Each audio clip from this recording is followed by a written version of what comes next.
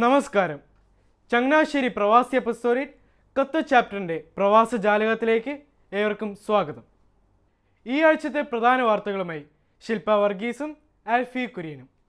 October മാസത്തിൽ Qatar zero Malabar church നടത്തിയ അഖണ്ഡ ജപമാലയിൽ എല്ലാ വാർഡ് യൂണിറ്റുകളും സമയക്രമം അനുസരിച്ച് സംബന്ധിച്ചു. നവംബർ 1 കേരള പിറവിയോടനുബന്ധിച്ച് സംഘടനകൾ വെബിനാർ വഴി കേരള പിറവി ആഘോഷങ്ങൾ നടത്തി. പാൻഡമിക് കാലമായതിനാൽ വെബിനാർ ആഘോഷങ്ങളിൽ മാത്രമായി കേരള പിറവി ഒതുങ്ങി. 50 വയസ്സിന് മുകളിലുള്ള എല്ലാവരും ഇൻഫ്ലുവൻസ വാക്സിൻ എടുക്കണമെന്ന് ഹമദ് മെഡിക്കൽ കോർപ്പറേഷൻ ഉദ്ബോധിപ്പിച്ചു. ബാങ്ക് ചെക്കുകൾ മടങ്ങുന്നതിനും മടക്കുന്നതിനും കുറിച്ച് ഖത്തർ സെൻട്രൽ ബാങ്ക് പുതിയ മാർഗനിർദ്ദേശങ്ങൾ പുറപ്പെടുവിച്ചു. ഇനി മുതൽ ചെക്ക് ബുക്കുകൾ ഇഷ്യൂ ചെയ്യുന്നത് ബാങ്ക് അക്കൗണ്ടിലെ ഹിസ്റ്ററികൾ ചെക്ക് ചെയ്തിട്ടായിരിക്കും. ഹിസ് ഹൈനസ് അമീർ 49ാമത് ഷുറ കൗൺസിൽ ഉദ്ഘാടനം ചെയ്ത് സംസാരിച്ചു. ഡാരബ ടാക്സ് പോർട്ടലിൽ രജിസ്റ്റർ ചെയ്യുന്നത് ഡിസംബർ 31 വരെ നീട്ടിക്കൊണ്ട് ജനറൽ ടാക്സ് അതോറിറ്റി ഉത്തരവായി. Nasser bin Khalid and sons ഹോൾഡിംഗ്സും ക്യൂ ഓട്ടോയും ഫ്രീ ഇലക്ട്രിക് വെഹിക്കിൾ ചാർജിംഗ് യൂണിറ്റിനെ സംബന്ധിച്ചുള്ള കരാറാണ് ഒപ്പുവെച്ചത്. 46 രാജ്യങ്ങളിൽ നിന്നും 80 സിനിമകൾ ഖത്തർ അജൈൽ ഫിലിം ഫെസ്റ്റിന്റെ 8ാമത്തെ സെക്ഷനോടനുബന്ധിച്ച് നവംബർ 18 മുതൽ പ്രദർശിപ്പിക്കും. വേൾഡ് മലയാളി കൗൺസിൽ കലോത്സവത്തിൽ മിഡിൽ ഈസ്റ്റ് ജേതാക്കളായി ഖത്തർ പ്രൊവിൻസിലെ മാർട്ടിൻ തോമസ് കലാപ്രതിഭയും ദുബായ് പ്രൊവിൻസിലെ സബീന തോമസ് കലാതിലകവുമായി. ഏറ്റവും കൂടുതൽ പോയിന്റ്സിനുള്ള സമ്മാനം ഖത്തർ നേടി. ഏറ്റവും കൂടുതൽ മത്സരാർത്ഥികളെ പങ്കെടുപ്പിച്ചതിനുള്ള സമ്മാനം ദുബായ് നേടി. ഇതോടുകൂടി ഈ ആഴ്ചത്തെ പ്രധാന വാർത്തകൾ ഇവിടെ പൂർണ്ണമാകുന്നു. അടുത്തയാഴ്ച പുതിയ വാർത്തകളുമായി കാണും വരെ എല്ലാവർക്കും നമസ്കാരം. ഞാൻ ശില്പ വർഗീസ് മറ്റത്തിൽ. ഞാൻ Alfie Kurian. Thank you Shilpa, thank you Alfie. ഇനി പ്രവാസജാലകം കുടുംബങ്ങളിലൂടെ എന്ന പങ്ക്തിയിൽ ഞങ്ങളുടെ ചീഫ് റിപ്പോർട്ടർ ജോർജ് ജോസഫ് എന്താണ് ഈ റോളർ സ്കേറ്റിങ്ങിനെ കുറിച്ച് എന്ത്? റോളർ സ്കേറ്റിംഗ് ശരിക്കും പറഞ്ഞാൽ എല്ലാ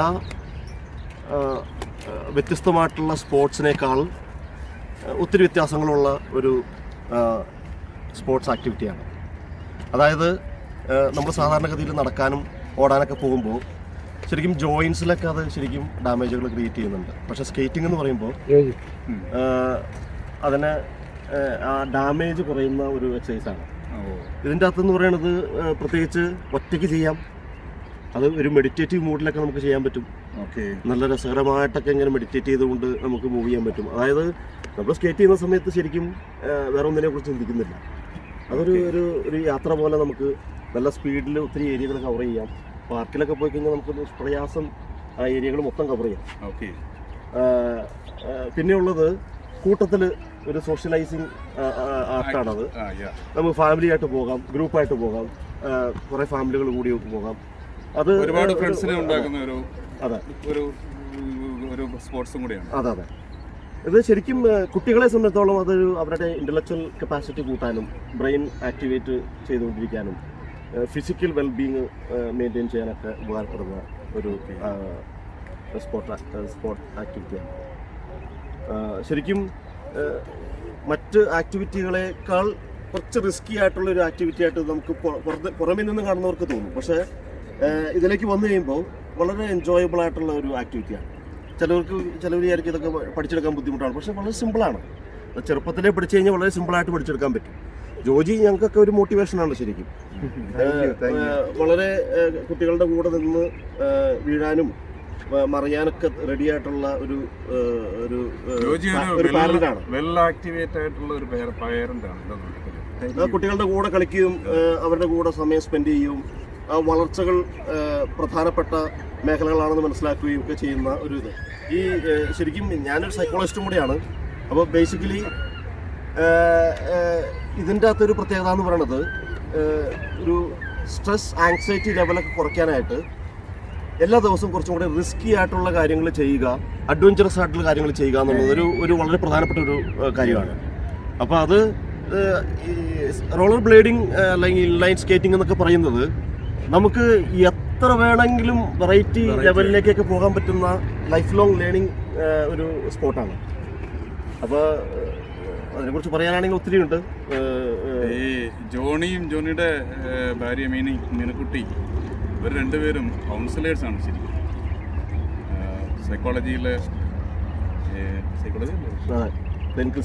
ക്ലിനിക്കൽ സൈക്കോളജിയിലെ മാസ്റ്റർ ഡിഗ്രി ഉള്ളവരാണ്. മാസ്റ്റർ മാത്രമല്ല എംഫിലുണ്ട്. നീ ഒരറ്റത്തുനിന്ന് ഡിഗ്രി പറയാൻ തുടങ്ങി കഴിഞ്ഞാൽ അതിങ്ങനെ നമ്മൾ പറഞ്ഞുകൊണ്ടിരിക്കേണ്ടി വരും. അതും ഈ കൂടെ ആവശ്യമാണ്. എന്താ വെച്ചാൽ ഇത് ഫിസിക്കൽ ആക്ടിവിറ്റിയിലൂടെ ബ്രെയിൻ ഡെവലപ്മെന്റിന് വേണ്ടിയിട്ട് പുതിയ കാര്യങ്ങൾ പഠിക്കുക, അപ്ഡേറ്റ് ചെയ്യുക. PhD പഠിച്ചുകൊണ്ടിരിക്കുകയാണ് ഞങ്ങളെല്ലാവരും. അതിന്റെ ആഗ്രഹിച്ചുകൊണ്ടിരിക്കുകയാണ്. ഏത് യൂണിവേഴ്സിറ്റി? ഞാനിതുവരെ ചേർത്തിട്ടില്ല. ജോജി PhD ചെയ്തുകൊണ്ടിരിക്കുകയാണ്.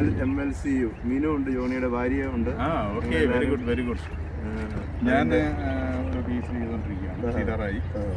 ഇപ്പൊ കോവിഡ് കാരണമാണ് ഇപ്പൊ കഴിഞ്ഞനെ. എൻ്റെ സബ്ജക്റ്റ് തന്നെയാണ് റേഡിയോളജിയിൽ. തീസീസ് കൊണ്ടൊക്കെ സബ്മിറ്റ് ചെയ്താൽ മതി, ബാക്കിയെല്ലാം കഴിഞ്ഞു. Very good. അതൊരു വലിയൊരു കാര്യമാണ്. കാരണം ഈ പ്രായത്തിൽ നമ്മൾ പിള്ളേരെ പഠിപ്പിച്ച് കാണിക്കുക, ഇങ്ങനെയൊക്കെയാണ് ഇങ്ങനെയാണ് ചെയ്യേണ്ടത്. അറിവ് ഒരിക്കലും തീരുന്നില്ലല്ലോ. എപ്പോഴും നമ്മൾ ഓരോരുത്തരും തുടങ്ങുമ്പോഴാണ് അറിയുന്നത് നമ്മളെങ്ങും എത്തിയിട്ടില്ല, നമ്മളതിൻ്റെ ഏറ്റവും അടിത്തട്ടിലാണെന്ന്. അപ്പോൾ പഠിക്കാൻ ഇഷ്ടംപോലെ ധാരാളം കാര്യങ്ങളുണ്ട്. അത് പഠിക്കുക, ഏത് പ്രായത്തിലും പഠിക്കാം എന്നുള്ളത് തെളിയിച്ചു തരുന്ന രണ്ടുപേരാണ് എൻ്റെ അഭിപ്രായം. ശരിക്കും ഫാമിലി ഓറിയൻറ്റഡ് നമ്മൾ ചിന്തിക്കുമ്പോൾ ഒരു പ്രധാനപ്പെട്ട കാര്യം എന്ന് പറയുന്നത് മൊണോട്ടണസ് ആയിട്ട് നമ്മുടെയൊക്കെ ഫാമിലി ലൈഫ് പോയിക്കൊണ്ടിരിക്കുന്നത്. വളരെ മൊണോട്ടണസ് ആയിരിക്കും. എല്ലാ ദിവസവും ഈ കഴിഞ്ഞ ഒരു വർഷം നമ്മൾ ചെയ്ത അതേ കാര്യം തന്നെ അടുത്ത വർഷം ചെയ്യാൻ പോകുന്നത്. അതേ ലെവലിലാണ് എല്ലാവരുടെയും പേഴ്സണാലിറ്റി സെറ്റായിട്ടിരിക്കുന്നത്. അപ്പോൾ ഒരു റുട്ടീൻ പ്രാക്ടീസ് ആണ്. അപ്പോൾ അതുകൊണ്ട് കുട്ടികൾക്കും പാരൻസിനും എല്ലാവർക്കും അതൊരു മൊണോട്ടണസ് എക്സ്പീരിയൻസ് ആണ്. നമുക്കൊരു ലൈഫിനെ എക്സ്പ്ലോർ ചെയ്യാനായിട്ട് നമുക്ക് ആകെ കിട്ടുന്ന ഒരു ലൈഫ് ഇതാണ്. അപ്പോൾ മാക്സിമം ഏരിയകളിലേക്ക് എക്സ്പ്ലോർ ചെയ്യുക എന്നുള്ളതാണ് അതിൻ്റെ അകത്ത് പ്രധാനപ്പെട്ടത്. മനുഷ്യനെല്ലാവർക്കും ഏറ്റവും ബേസിക്കാണ്. ഞാനൊക്കെ എനിക്ക് ചെയ്യാൻ പറ്റുമെങ്കിൽ ഏറ്റവും ബേസിക് ആയിട്ടുള്ള ഒരാൾക്ക് വരെ ഇതിനെ ചെയ്യാൻ പറ്റും. തീർച്ചയായും. Thank you very much. ജോജിക്ക് ഒത്തിരി കാര്യങ്ങൾ പറയാനുണ്ടാവുമല്ലോ ഇതിൻ്റെ എക്സ്പീരിയൻസ്. ഞാൻ തുടങ്ങിയിട്ട് ഏതാണ്ട് 6 മാസം ആയതേ ഉള്ളൂ. ഞാനും ഈ പറഞ്ഞതുപോലെ ജോണിയുടെ ഇൻസ്പിറേഷനിൽ നിന്നാണ് ഈ പരിപാടി തുടങ്ങിയത്. കുട്ടികളുടെ കൂടെ കുട്ടികളെ പഠിപ്പിക്കുമ്പോൾ അച്ചാച്ചൻ എന്താ ഞാൻ പഠിക്കാത്ത, അച്ചാച്ചൻ എന്താ ഞങ്ങളുടെ കൂടെ ചെയ്യാത്തതെന്ന് ചോദിച്ചെന്നാൽ ഞാനും തുടങ്ങാം. അങ്ങനെയാണ് തുടങ്ങിയത്. വീണു, കൈ ഒടിഞ്ഞു, അതൊക്കെ അതിൻ്റെ ഒരു ഭാഗമാണ്. എങ്കിലും നമ്മളത് നേടിയെടുത്തു എന്നുള്ളതാണ്. മുതിർന്നവർക്കൊക്കെ ജോജി എനിക്ക് ഒരു മാതൃകയാണ്. കാരണം പലവരും ഈ പ്രായമായി വീഴാൻ മടിയുള്ളവരാണ്. നമ്മൾ വീണ് മരണം വരെയും വീണും എഴുന്നേറ്റും ജീവിക്കേണ്ടവരാണ്. എന്നാലാണ് ലൈഫിൻ്റെ ത്രില്ല് ശരിക്കും മനസ്സിലാക്കാൻ പറ്റുള്ളൂ. ജോജി അത് ശരിക്കും ആസ്വദിക്കുന്ന ഒരാളാണെന്ന് എനിക്കറിയാം. പലകുറി വീഴുമ്പോഴാണ് നടക്കാൻ പഠിക്കുന്നത്, പലവട്ടം കരയുമ്പോൾ ചിരിക്കാൻ പഠിക്കും. എല്ലാം അങ്ങനെ തന്നെ, ലൈഫ് മൊത്തം അങ്ങനെയാണ്. അപ്പോൾ ഇവർ രണ്ടുപേരും നിങ്ങൾക്ക് എല്ലാവർക്കും മാതൃകയാക്കാൻ പറ്റുന്ന 2 വ്യക്തിത്വങ്ങളാണ് എൻ്റെ അഭിപ്രായപ്പെട്ടിരിക്കുന്നത്. Thank you very much Johny. Thank you very much. Thank you Johny Antony. Thank you Joji Mathew. ഈ ആഴ്ചത്തെ പ്രവാസ ജാലകം ഇവിടെ പൂർണ്ണമാകുന്നു. പുതിയ വാർത്തകളുമായി വീണ്ടും കാണും വരെ ഞങ്ങളുടെ ചീഫ് റിപ്പോർട്ടർ ജോർജ് ജോസഫും ക്യാമറമാൻ ജോഷുവയ്ക്കുമൊപ്പം ഞാൻ ജെഫി ജേക്കബ് സൈനിങ് ഓഫ്.